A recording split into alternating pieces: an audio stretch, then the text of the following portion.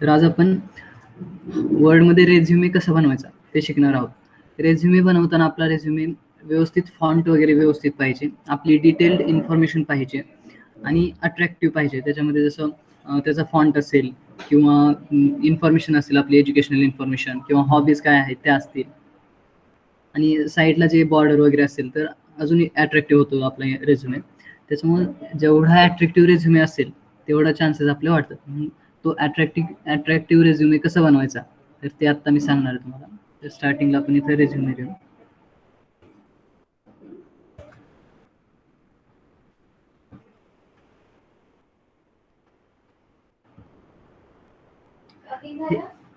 हे नेहमी सेंटरला असेल पाहिजे. रेझ्युमे जे नाव टाकतो आपण सेंटरला. आणि हे खूप स्मॉल लेटरमध्ये आहे. फॉन्ट याचा खूप स्मॉल आहे. तर याचा फॉन्ट व्यवस्थित पाहिजे आपल्याला.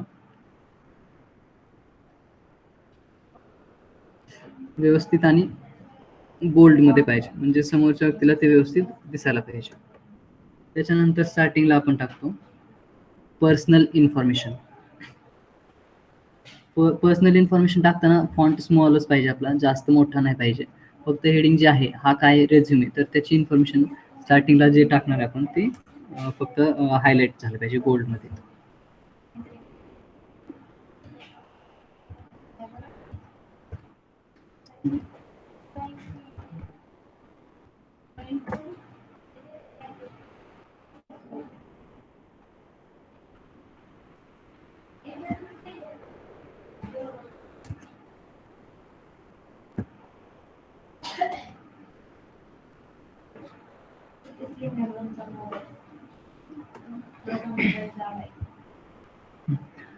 पर्सनल इन्फॉर्मेशन मध्ये पहिल्यांदा काय येतं, नेम.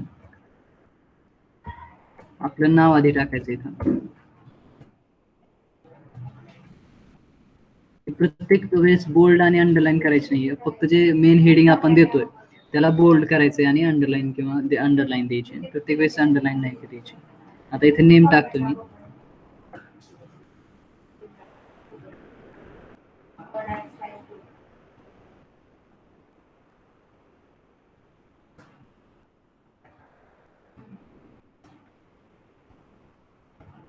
इमॅजिनरी डाटा घेतोय मी इथं. त्याच्यानंतर नेम टाकल्यानंतर आपल्याला इम्पॉर्टंट आहे ते करंट ऍड्रेस.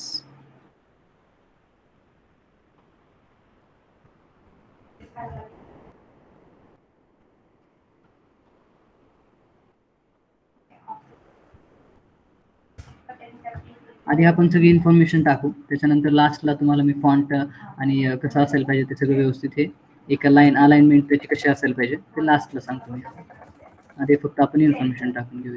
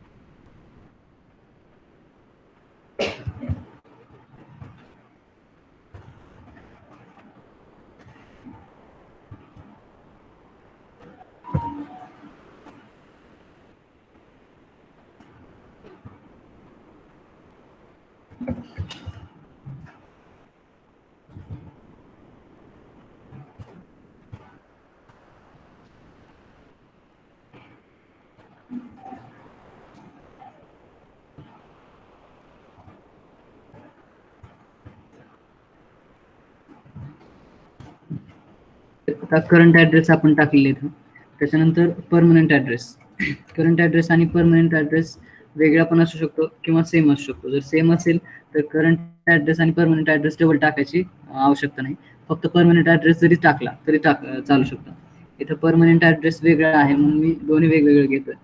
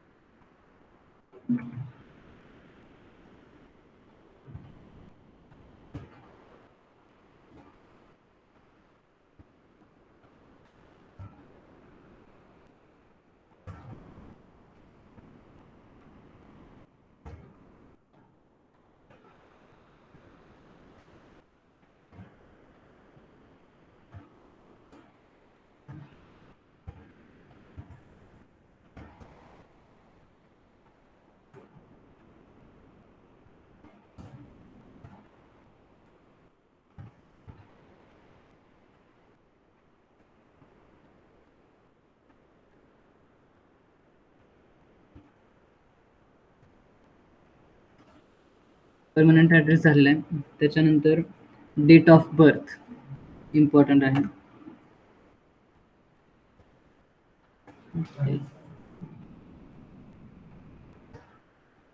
आपण ज्यावेळेस हेडिंग देतो ते सगळे आपल्याला कॅपिटलमध्येच पाहिजेत, म्हणजे हायलाईट आपल्याला ते दिसणार आहेत. पण कॅपिटलमध्येच टाकायचं तो फॉन्ट. Date of birth.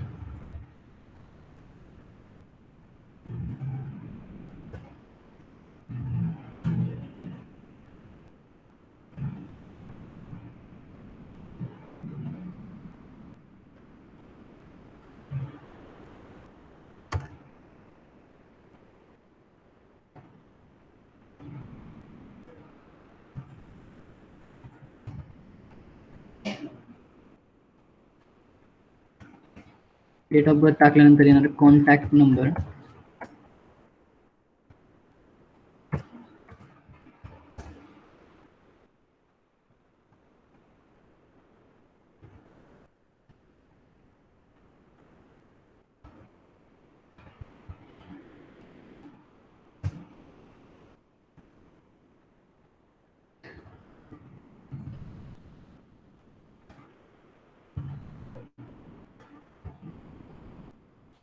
त्याच्यानंतर नॅशनॅलिटी सेमच असणार आहे सगळ्यांच्या आता इथं.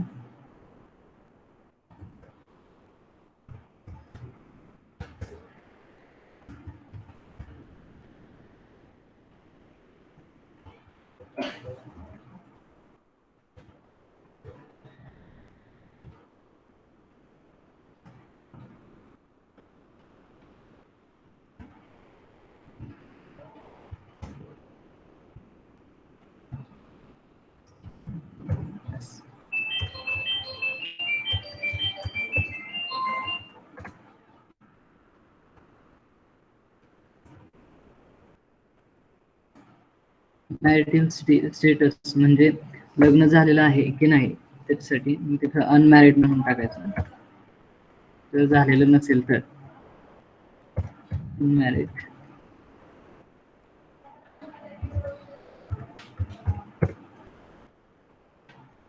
त्याच्यानंतर लँग्वेज नोंद. तुम्हाला कुठल्या कुठल्या भाषा येतात त्याच टाकायच्या. लँग्वेज. इंटरव्ह्यू आपला इंग्लिश, मराठी, हिंदी कुठल्याही लँग्वेजमध्ये होऊ शकतो. आपल्याला जर इंग्लिश परफेक्ट येत नसेल तर इंग्लिश टाकायची नाही. जर येत असेल तर आपण टाकू शकतो, किंवा हिंदी जर येत नसेल तर नाही टाकायची. कारण जो इंटरव्ह्यूअर असतो, जो इंटरव्ह्यू घेणारा, तर तो आपल्या कुठल्याही लँग्वेजमध्ये आपला इंटरव्ह्यू घेऊ शकतो. त्याच्यामुळे आपल्याला मराठी तर परफेक्ट येते माहिती आहे आपल्याला, तर मराठी टाकायचीच पहिल्यांदा.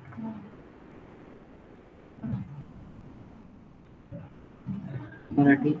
जर हिंदी येत असेल तर हिंदी पण टाकायची.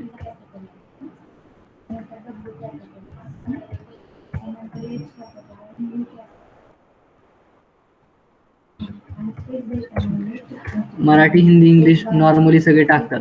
पण याच्या व्यतिरिक्त जर जर्मनी किंवा फ्रेंच जे क्लासेस असतात पुण्यामध्ये, ते क्लासेस जर तुम्ही लावले असतील आणि ते लँग्वेज पण येत असतील, तर एक्स्ट्रामध्ये ते पण टाकू शकता इथं. आणि त्याचं सर्टिफिकेट असेल तुमच्याकडे, तर ते सर्टिफिकेट सुद्धा इंटरव्ह्यूला जाताना घेऊन जायचं, म्हणजे ते जास्त तुमचं इफेक्टिव्ह होतं. आता क्वालिफिकेशनमध्ये आपल्याला इथं कॉलम पाहिजेत. तर आता होममध्ये हे बोल्ड, इटॅलिक, अंडरलाईन इथं आहेतच. पण इथं जर कॉलम इन्सर्ट करायचे असतील, तर तुम्हाला सांगितलेलंच आहे, इन्सर्टमध्ये इथं टेबल आहे. आता तुमचं क्वालिफिकेशनसाठी काय, फर्स्ट कॉलम काय असेल, क्वालिफिकेशन. त्याच्यानंतर सेकंड असेल school or college name. Third असेल बोर्ड कुठलं आहे तुमचं. फोर्थ कॉलम असेल इयर, कुठल्या इयरला ते क्वालिफिकेशन झालेलं आहे, आणि पर्सेंटेज असेल. हे 5 कॉलम. त्याच्यानंतर तुमचं काय 10th आणि 12th कंपल्सरी टाकायचं आहे. 10th साठी एक, 12th साठी एक रो. त्याच्यानंतर फर्स्ट इयर झालं असेल, फर्स्ट इयर, सेकंड इयर आणि थर्ड इयर साठी हे झालं. आणि जर एक्स्ट्रा अजून असेल काय, MSCIT आणि टॅली तुमचं झालेलं आहे, ते टाकायचं असेल तर तेही तुम्ही इन्फॉर्मेशन टाकू शकता इथं. तर इथं स्टार्टिंगला ते सगळं कॅपिटलमध्ये घ्यायचं आहे.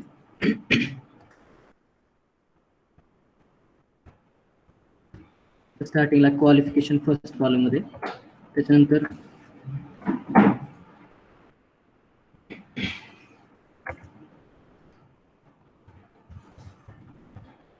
स्कूल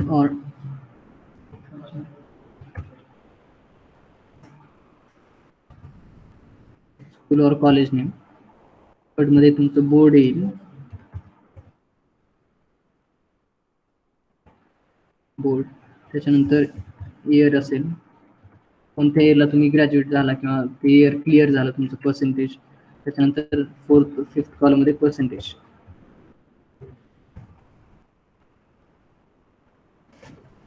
क्वालिफिकेशन मध्ये स्टार्टिंगला काय SSC टाकायचं आहे.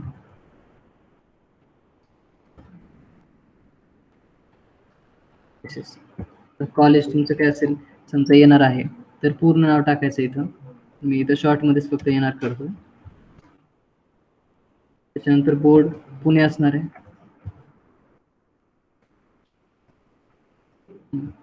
इयर फॉर एक्झाम्पल आता हे 10वी 2015-16 मध्ये झाली, तर ते इयर टाकायचं आहे, 2015-2016.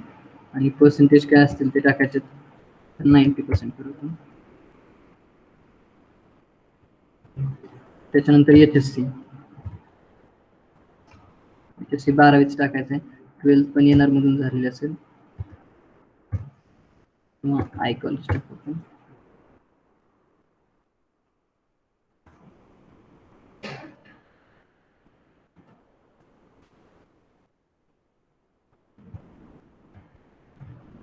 Art science.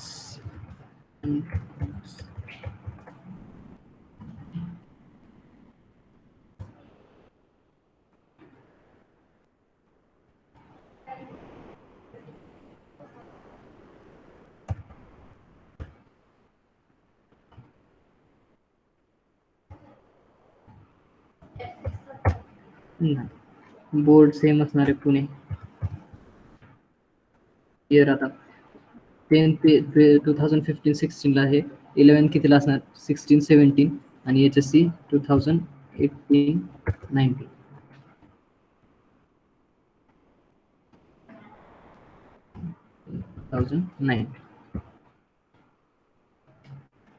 पर्सेंटेज 85. हे इमॅजिनरी घेतोय मी. जे ओरिजिनल असेल इन्फॉर्मेशन ते व्यवस्थित टाकायची आहे. त्याच्यानंतर बीकॉमला तर फर्स्ट इयर बीकॉम टाकायचं, बीकॉम शॉर्ट मध्येच टाकायचं, पूर्ण नाही डिटेल टाकायची. कॉलेज इथं FY बीकॉमचं सेम आहे, कॉपी पेस्ट इथं आपण करू शकतो.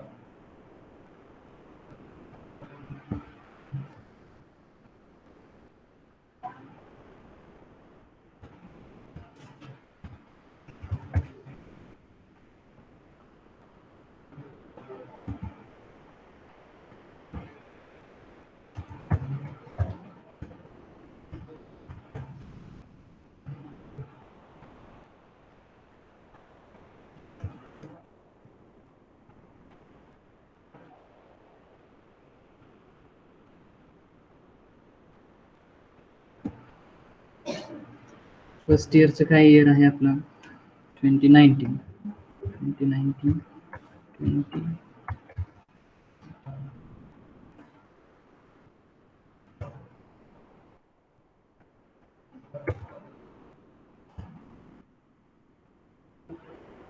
पर्सेंटेजमध्ये विथ डिस्टिंक्शन वगैरे असं टाकायचं असेल ते पण टाकू शकता, किंवा फक्त पर्सेंटेज टाकायचे असेल तेवढंही टाकू शकता. दोन्ही पण ऑप्शन आहेत. हे फक्त जर पर्सेंटेज टाकले तरी चालेल, काही अडचण नाही.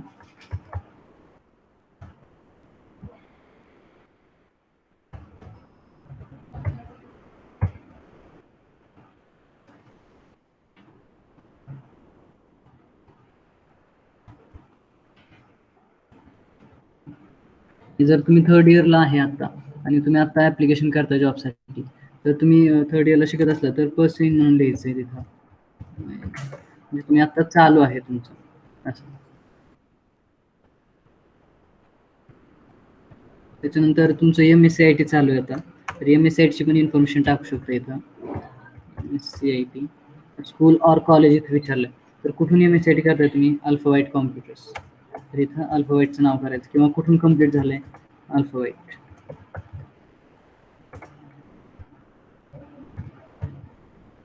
अल्फावाईट कॉम्प्युटर इन नागपूर. नंतर याला बोर्ड काय? इथं बोर्ड पुणे आहे, पण त्याचं मेन बोर्ड काय? MSBT, Maharashtra state board of technology education. MSBTचं नाव टाकायचं का? MSBTE. मेन बोर्ड कुठलं? मुंबईचं आहे हे MSc-IT साठी. आणि इयर काय तुमचं? तरी आत्ता चालू असेल तर आत्ताही टाकू शकतो तुम्ही. आता 2021. पर्सेंटेज किती? 92, 95% त्याच्यानंतर तुमचं टॅली झालं असेल.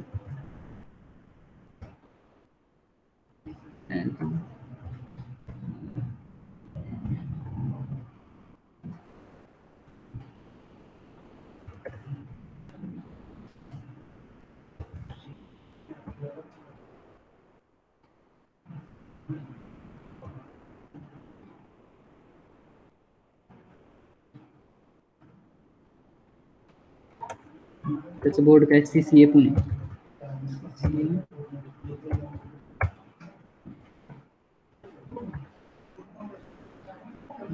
आणि टॅलीला पर्सेंटेज नसते, ग्रेड असते. तर ते ग्रेड काय असेल ते लिहायची तुमची ग्रेड.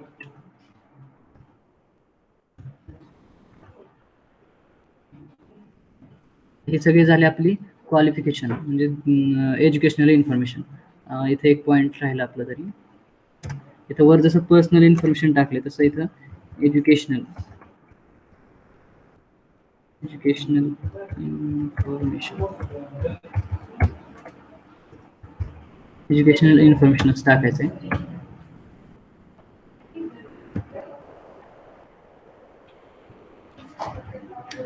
त्याच्यानंतर जर जॉब एक्सपिरियन्स असेल, कुठे जॉब केला असेल तुम्ही, तर तो जॉब एक्सपिरियन्स पण आपण इथं टाकू शकतो.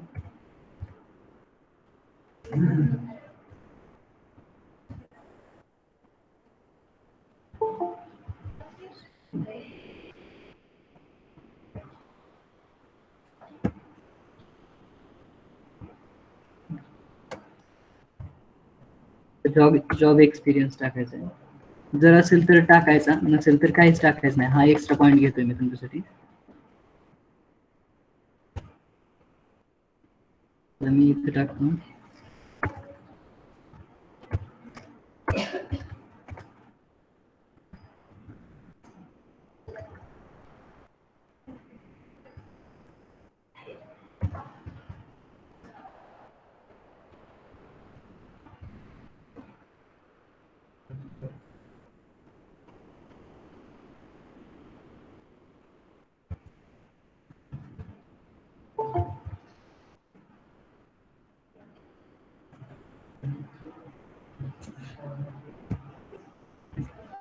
अल्फाबाईट कॉम्प्युटर इंदापूर.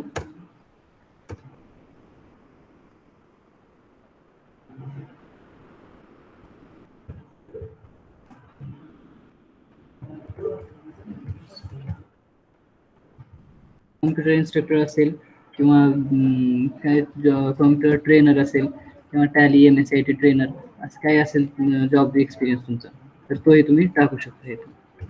दुसरं असेल as a accountant in other company, कुठल्या तरी वेगवेगळ्या कंपनीमध्ये तुम्ही अकाउंटिंगसाठी जॉब केलाय किंवा डाटा एंट्रीसाठी केलाय 1-2 वर्षासाठी, तर तो एक्सपिरियन्स टाकायचा आहे. इथे एक्सपिरियन्स किती आहे?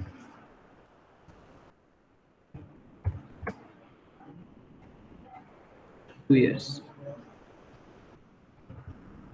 एक्सपिरियन्स किती तुमचा? 2 इयर्स.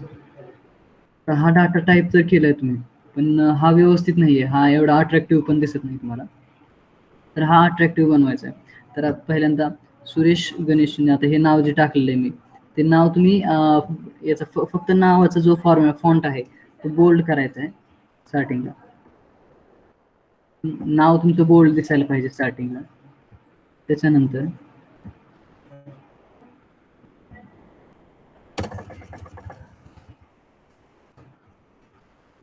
इथे अंडरलाईन काढतोय ही 2 मिनिटं मी.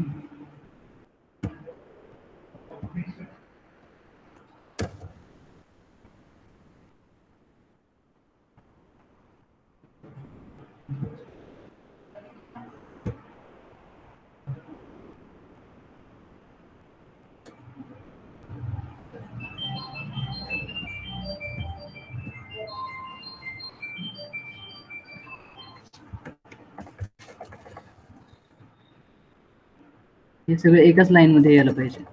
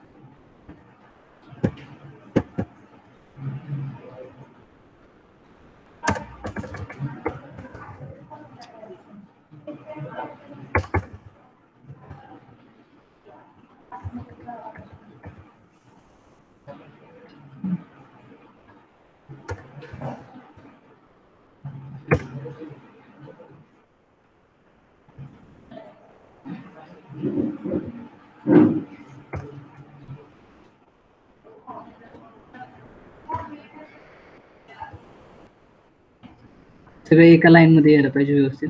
त्यासाठी सगळे ऍडजस्टमेंट आपल्याला करावे लागते आधी.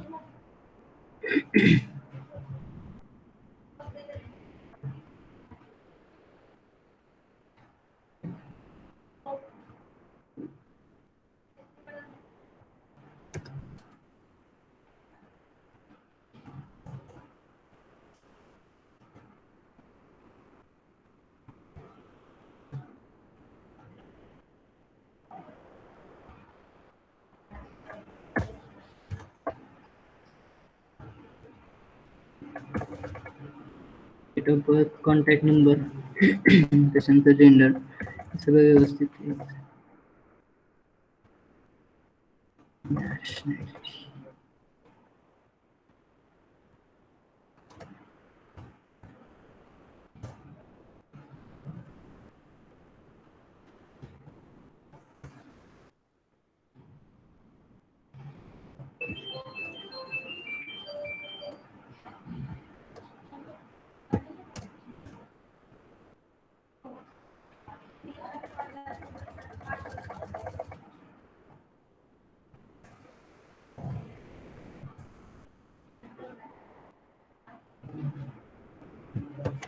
हे असंच राहणार आहे, इथं इग्नोर करायचं, हे असंच ठेवायचं.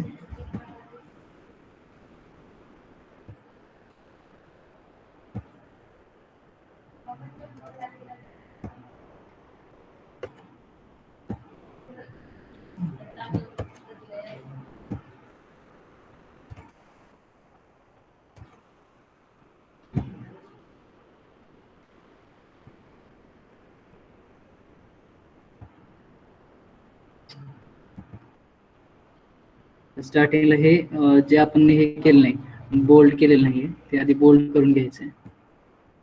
नंतर हे पण आपलं राहिलेलं आहे. आता एक एक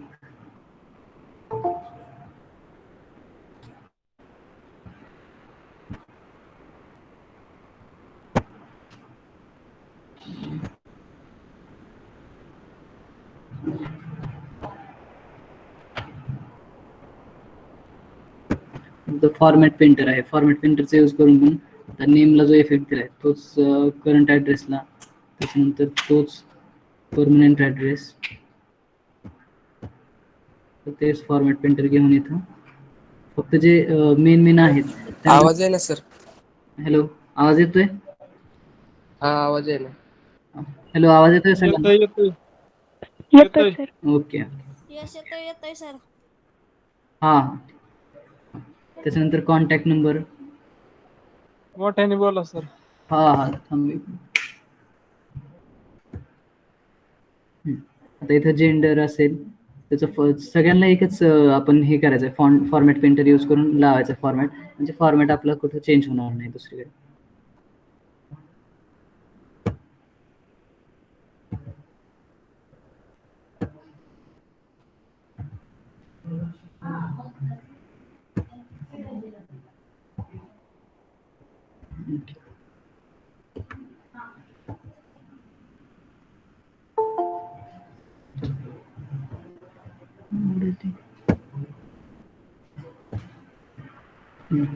आता इथं जॉब एक्सपिरियन्स आहे, त्याला पण सेम फॉर्मॅट लावायचं आहे, बोल्ड करायचं ते.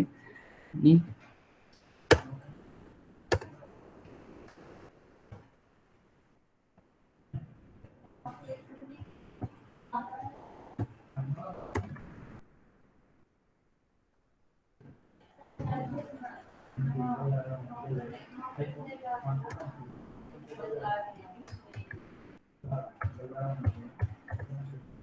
लास्टला आपली साईन पाहिजे.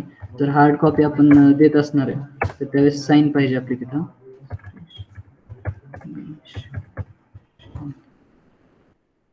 आणि मोबाईल नंबर पण लिहायचा.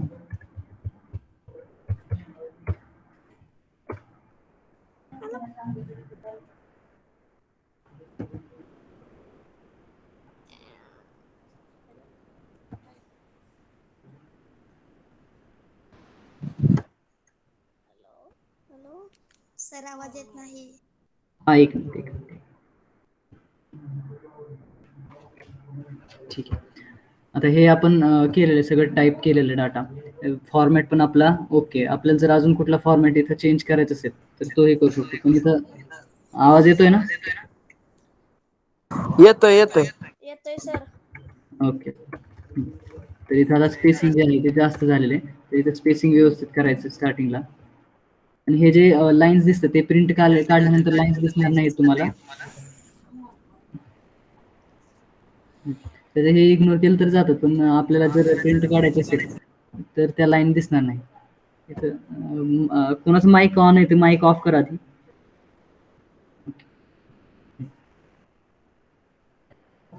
आता इथं पेज लेआउटमध्ये इथं ऑल बॉर्डर्स एक आहे, आणि इथं साईडला जर बॉर्डर करायचे असतील तर इथं साईडला बॉर्डर्स आहेत. मग इथं टेबल पण आपण ड्रॉ करू शकतो.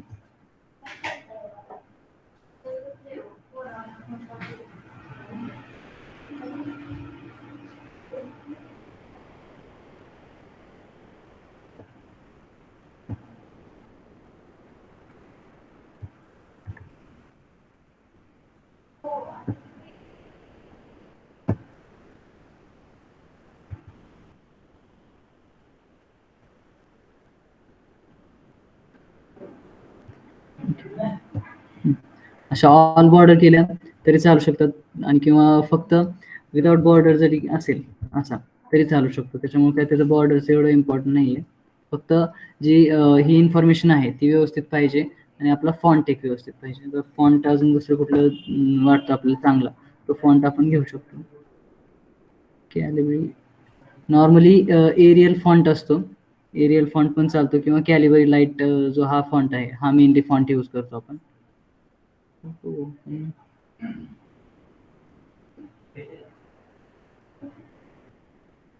आणि जास्त असं स्टायलिश फॉन्ट ठेवायचं नाहीये असा या प्रकारमध्ये, कारण ते अट्रॅक्टिव्ह वाटत नाही त्यांना.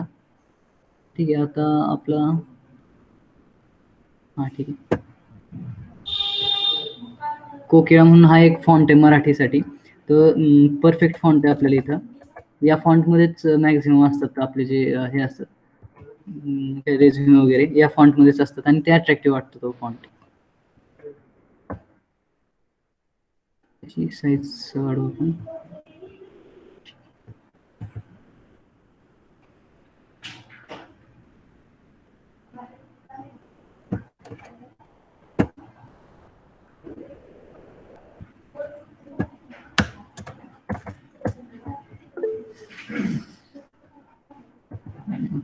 आता हे मी जास्त ऍडजस्ट करून दाखवत नाही तुम्हाला, कारण प्रत्येक वेळेस आता इथं ऍडजस्ट करायचं म्हणलं जास्त वेळ जाईल आपला. पण कोकिळा म्हणून हा जो फॉन्ट आहे हा जास्त अट्रॅक्टिव्ह वाटतो. नॉर्मली हा फॉन्टच रेझ्युमेसाठी यूज करतो आपण, तो फॉन्ट इथे यूज करायचा आहे. इथं आता इथं क्वालिफिकेशन इथं एन हे झाले, मग इथं साईज पण व्यवस्थित करायची इथून.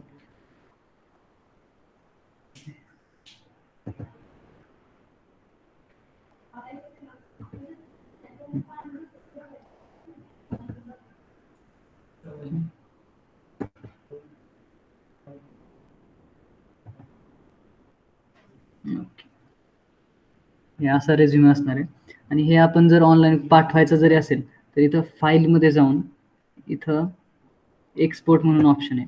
एक्सपोर्ट इथं क्रिएट PDF, म्हणजे रेझ्युमेची जर PDF पाठवायची असेल किंवा ऑनलाईन कोणाला पाठवायची असेल तर ती PDF पण इथून क्रिएट करू शकतो आपण. रेझ्युमे इथं डेस्कटॉपवर मी सेव्ह करतो, इथं पब्लिश करायचे. तर हा झाला आपला रेझ्युमे. 2 पेजेसवर असू शकतो, कारण आपला जास्त मोठा रेझ्युमे त्याच्यामुळे 2 पेजेसवर गेलेला आहे. आणि 2 पेजेसवरच मॅक्सिमम असायला पाहिजे, म्हणजे जास्त आणि जास्त अट्रॅक्टिव्ह वाटतो तो रेझ्युमे. फक्त इथं एक आपला प्रॉब्लेम झालाय की एज्युकेशनल इन्फॉर्मेशन जी आहे ही इथून पूर्ण सेकंड पेजवर यायला पाहिजे. हे वर आणि हे खाली झालंय, त्याच्यामुळे ते आपण व्यवस्थित करायला पाहिजे होतं. इथं एज्युकेशनल इन्फॉर्मेशन हे मी सेकंड पेजवर घेतो आता इथं.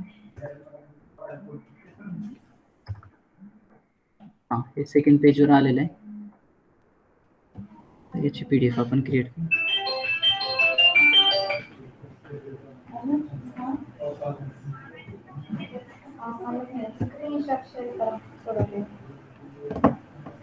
Okay, resume. इथं बरेचसे अजून हे जे आहे हे व्यवस्थित लाईन मध्ये नाहीये, ते आपण ऍडजस्ट करायला पाहिजे. इथं ऍडजस्ट करायचंय, त्याला जास्त वेळ जाईल म्हणून मी आता दाखवत नाहीये ते.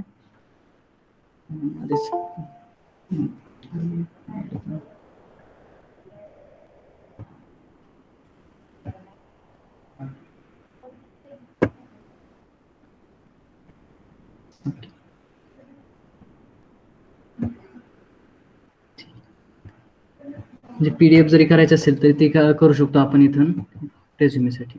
तर याच्यात काही कुणाला समज नाही, काही अडचण आहे का याच्यात?